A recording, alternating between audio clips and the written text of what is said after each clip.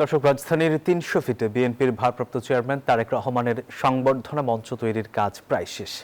এই মুহূর্তে সেখানে আছেন আমাদের সহকর্মী জুবায়ের সানি। সরাসরি যুক্ত হচ্ছে তার সাথে। সানি, সামগ্রিক প্রস্তুতি কেমন দেখছেন জানাবেন আমাদের। ধন্যবাদ।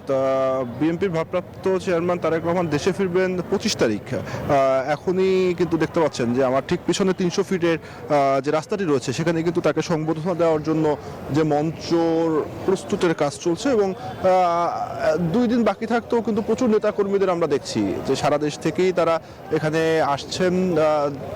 অনেক নেতাকর্মী এই মধ্যরাতেও তারা এখানে নানা স্লোগান দিচ্ছেন এবং তাদের সঙ্গে যেটি কথা বললাম যে 17 বছর পরে তারেক রহমান দেশে ফিরছেন, সেই বিষয়টি তাদের জন্য যেমন আনন্দের, একই সঙ্গে আগামী নির্বাচনে দলের ওদের স্বপ্ন পূরণে পাশে থাকতে পেরে আমরা গর্বিত।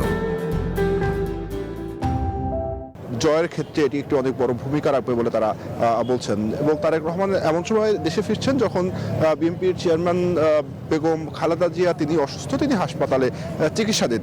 তো এর মধ্যে দলের নেতৃত্ব, শীর্ষ নেতৃত্বের তারেক রহমান যখন দেশে আসবেন, তিনি নির্বাচনী প্রচারণায় অংশ নেবেন।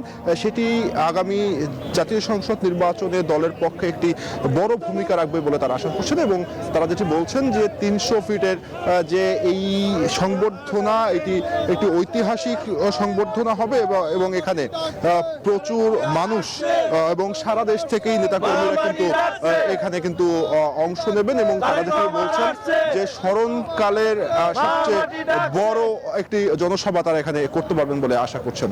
তো সোহাগ, এই ছিল আমার কাছে 300 ফিট থেকে সর্বশেষ তথ্য। জি সানি, আপনাকে ধন্যবাদ।